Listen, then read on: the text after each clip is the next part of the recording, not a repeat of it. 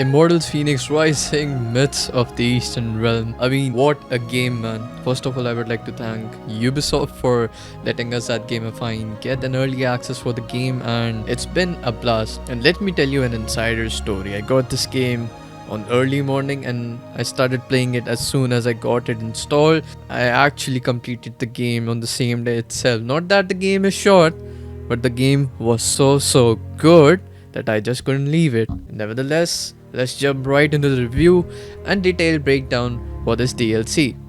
So Immortals Fenyx Rising has been a really fun game, and before this came the New Gods DLC.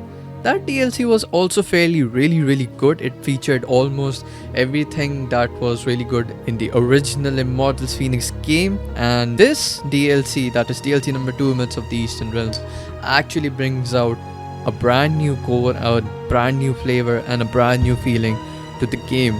Of course, the mechanics, the environment, the graphic style, the music is a bit fresh, but the same feeling, the same Immortals Fenyx Rising experience that you love. But there's a reason behind this freshness. This game was developed by Ubisoft Chengdu. I'm sorry for the pronunciation if I got it wrong. This studio was actually founded back in 2008. Of course, they have a ton of experience, and that has been put down to the game really flawlessly, because this game actually features a really good Chinese environment. Of course, I do not know much about the lore and the folk of the Chinese myth, but of course this game actually portrays a good story, a good feeling, and of course an amazing protagonist. Starting off, you play as Ku, and he actually equips the weapon which I like most in almost every game possible, and that is the katana and an axe. And of course, just like Phoenix uses a sword and an axe, mostly Ku will be actually using them in the same manner. However, the combos, the attack style are a little bit different, and Ku actually favors aerial combats pretty good. So of course, this actually brings out a really good twist to the entire game. So let us talk about the setting and story now. So there are two elements called the heaven and the land. And when these two elements come together, it creates balance, and balance gives birth to life, each with its own roles. However, soon chaos followed this beautiful creation and is now trying to undo everything the gods have created. And as for the starting of the game, it is pretty much similar to the original Fenyx Rising, but right now you play as Ku and you are awakened by the dark power that is calling for you. As the little one, once again, everything around you is destroyed and there's almost no sign of life. Even the gods are nowhere to be seen because the heaven itself has been destroyed, and this was created by the scar. The scar seems to be a hole in the heaven and at the land in the same time, and everything that comes across the scar gets eventually destroyed. And that's all I'm gonna give it to you, and yeah, I'll leave the rest of the saga to you, because the way it's been handled, the way it's been done, the story is really good. I mean, if we're going to rate the story, a solid 10 out of 10 right there. Additionally, I'll be streaming or uploading the entire saga, so you can keep an eye on that. But right now we're gonna shift to combat. Combat is really good in the game. It features almost the same combos, the function, fighting style, parry, dodge as Fenyx Rising. So if you're good with the combat in the original Fenyx Rising game, you shouldn't be having a really hard time here as well. However, there's an additional twist. You will be getting your godly powers a little bit later in the story, where apart from godly powers, you'll also get godly seals. These seals actually have just one purpose. The more you attack, this works as a battle meter.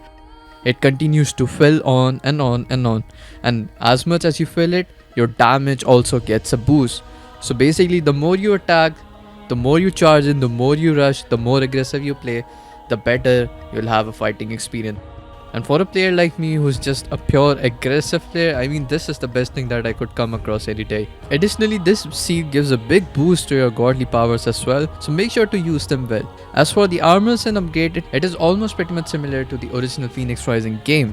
You have to collect different gems and forge them together to actually upgrade your swords and your axe, arrows, bows, and stuff like that. You can also collect armors that are present in different chests spread across the lands, but however, if you choose to play like me, you are still good to go, because I wasn't really finding armors, I was just focusing on the story, and yes, you do not require any additional buff. As for the side content in this game, this also features Similar content from Phoenix Rising, but in a different twist. Yet again, instead of diving down into walls, you'll be traveling into the portal of heavens, where you will be scavenging through the ruins of the heavens, traveling to traps, new elements, and you will be acquiring new stuff. So that's a good twist on that, and it actually looks really beautiful. So good job on that. There are a little bit side activities that I'll leave you guys to enjoy on your own, because they are done really good, and is of course a really good opportunity if you're looking forward to upgrade your character. So let's talk about the total time I spent with the game. So I spent approximately 8 to 9 hours. And let me remind you, no side content, only a couple of them, but I really did not focus on any of the side content. There are a really good amount of side content, and the lands to explore, photos to take, and sceneries to be baffled by. Of course, take your time playing this game. Don't rush it like me. The DLC comes out on 25th, and I'm sure it will be 100% worth it. Now let's just jump right into the verdict. We've covered about the intro, we've covered about the setting, we've covered about the combat, and we've pretty much covered everything that is required in the game. So let's talk about my personal views. Personally, I really think this is the DLC that we actually deserve and is well served by Ubisoft. The characters, the enemies are almost the same and based on the older enemies, but they have a fresh look, they have fresh graphic design, and even a few new enemies. I mean, that brings an entirely new feel to the game. It makes you feel that you are playing Immortals Fenyx, but you're also playing a brand new game at the same time, and the DLC actually serves what it intended to, and that's the beautiful part about it. I have zero complaints with the DLC, and of course for me this goes a solid 9.5 out of 10. The 0.5 cuts out at the last boss fight, which I will talk about later in the time. I will not give any spoilers to you guys right now, because I want you guys to grab Myths of the Eastern Realms as soon as possible and get right into it. As a bonus, most of you Immortals fans have already realized that you have additional quests popped up in the original storylines of the Immortals Fenyx that you can play absolutely free. And to actually play this DLC, you will need to get the season pass, which is, in my opinion, a really good deal, because for the amount that you're spending on the season pass is actually pretty worth it. The New Gods DLC is actually really good, because of course if you actually liked Immortals Fenyx Rising's core, the puzzles, then of course the New God DLC is a really good deal for you. Additionally, Myths of the Eastern Realm is really good. It is more focused towards the attacking side, the fighting side, but it also has ton of puzzles. I mean, sometimes I felt there are too many puzzles, but actually I think it's fair. I mean, personally I really do not like puzzles much, but these puzzles are so smart and so satisfying to do that I do them anyways. And that is a wrap, guys. If you have any questions regarding the DLC, regarding if you want to buy the DLC or not, or what your opinion is, or anything that you want to recommend to me, make sure to comment it down below. You can also connect with us on different social media platforms. Links will be in the description. And before signing off, guys, if you've made it this far, we really respect you. And let's take this time to discuss about Gameffine as a network.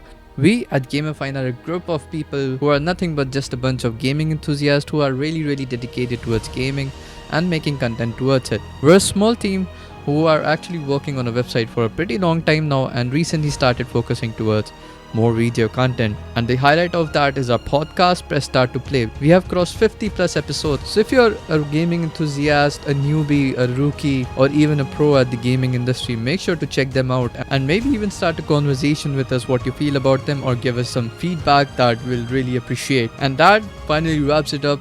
This was me, AssassinUD. Thank you so much for joining in, and we'll be back with more Immortal Fenyx Rising content very soon. Stay tuned, and thank you for watching Gameffine.